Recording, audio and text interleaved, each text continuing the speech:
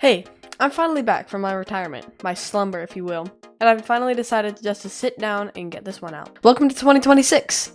Now, you are lucky. This year will be huge for me, my goals and my content, and you seeing this right now, in February of 2026 or whenever you're watching, you are a part of this channel.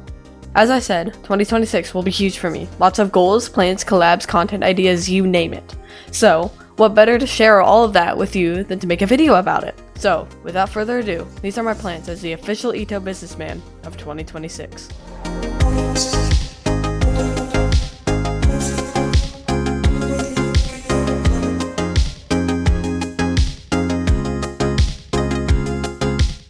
Let's work our way up to the big stuff, shall we? And what better way to start than to talk about the channel? I have quite the list of stuff I want to get done. For starters, I will be straying away from scripted content on the game to focus on getting better at the game and making a different form of content, highlights videos. If you're involved in the GD community, you might know people like Zeronium, Nepesta, Technical, and Zoink. What content do they make? Highlights videos. Now, since you guys mainly play EToH, someone like Candyman would be a good example of this. Taking multiple streams or recordings and editing them down into a highlights video with edits, foreshadowing, and even more edits in a content style I have always wanted to make. Now, will I still make Honest Area reviews? Yes. In fact, Honest Area Review Part 2 is in the works as I speak. But you will see the highlights videos more on new hardest and different towers I decide to play and make content on. Keeping with the channel theme, let's talk about some goals for the big 26. First, and most importantly, getting 1,000 subscribers. Now, with a 600 subscriber lead in the first month of the year, this goal will be easy as pie. I would also want to get monetized, a big step into content creation, and would allow me to make a couple bucks off of doing what I am passionate about. At some point during the summer, I would also like to do a 24-hour stream, with multiple different segments and special guests as well. Speaking of special guests, my EToH interviews. Since those videos aren't suitable for a channel like mine, these will be moved over to a second channel called Hexium Talks. The Chubby Bobbers interview should be up there once this video gets uploaded. I have some people in mind for that, no one's secured yet, but stay in tune for that. I think that's about everything in terms of the channel, so let's talk EToH. As I stated before, I'm going to start focusing on improving my skill and getting better at the game. Now, what this means is more streams for you, and hopefully the same amount of videos can get pushed out at the same time. Before I talk about my roadmap to the Unreal, I want to talk about how this game has been changing, for the good and bad.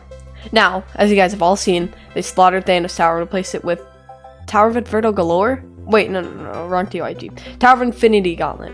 Did I support revamps before this change? Yes, absolutely. The changes made to towers like Toast and EToH are very welcome to me.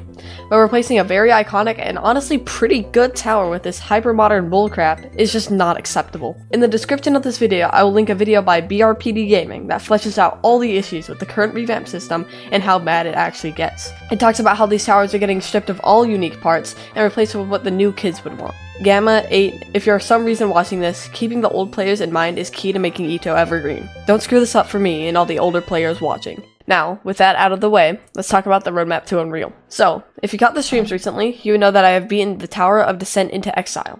This is a new hardest for me, and I am extremely proud of this accomplishment, no matter how easy it is. The first step is the hardest one, and picking a good tower to follow up TOGF was so hard it took me half a year and spinning a wheel to decide what I was going for. But this tower is really good, and if you're looking for a good second kata, this one's for you. So, what's gonna follow TODI? Well, I finally made a decision. Now, in the past, what I had down was Tower of Climactic Layers and Tower of Linear Jank, but there's an issue.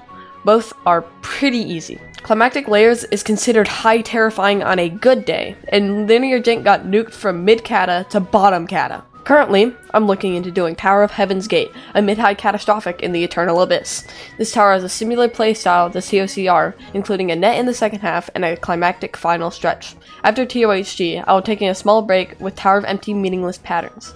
And for my 5th kata, obviously TOCP. What other kata would I go for as my last kata before Horrific? There isn't really a better option to do before my first Horrific, and definitely not one with better gameplay. So that's why I decided to do TOCP as my 5th kata. Now, we get to the big stuff. SC+, an entire other plane of existence that exists beyond what many people consider the peak of difficulty. Just note that most but not all of these are set in stone. Some might get moved around, others completely removed and replaced.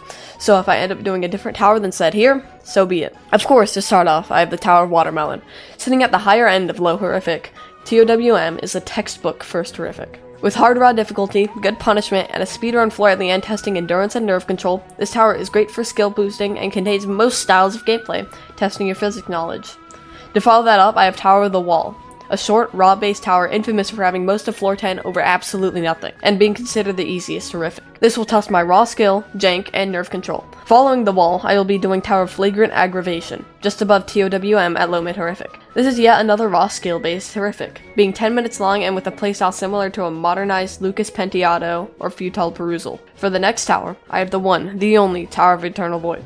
Dude, okay, hear me out. Coming from a low mid cata player, it's kind of fun, okay? Oh, but everyone does this, it's justified, you're not the div, whatever. This tower is high horrific, has a focus on consistency and endurance, has a wall hop floor, you get the point. It's what you would expect out of an old version of Citadel of Void, but I like it. This would be my final hardest before the Unreal. And for my final horrific before I do my Unreal, Tower of Lavender Lustre.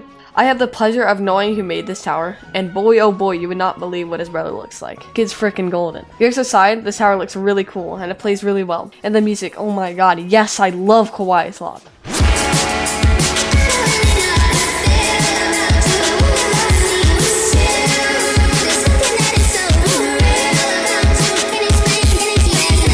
Anyway, this tower is mid-horrific, has a heavy focus on lodges, trusses, lodges, cam control, client objects, and a few more lodges. This tower is also rated A+ on the list. Good job, Major, and please do me a favor and tell Noyland to calm down. I'm about to get angry. And now, we get to the moment you've all been waiting for, the Unreal. Well, I have some disappointing news to share. I'm gatekeeping it. I'm sorry, man, I'm sorry.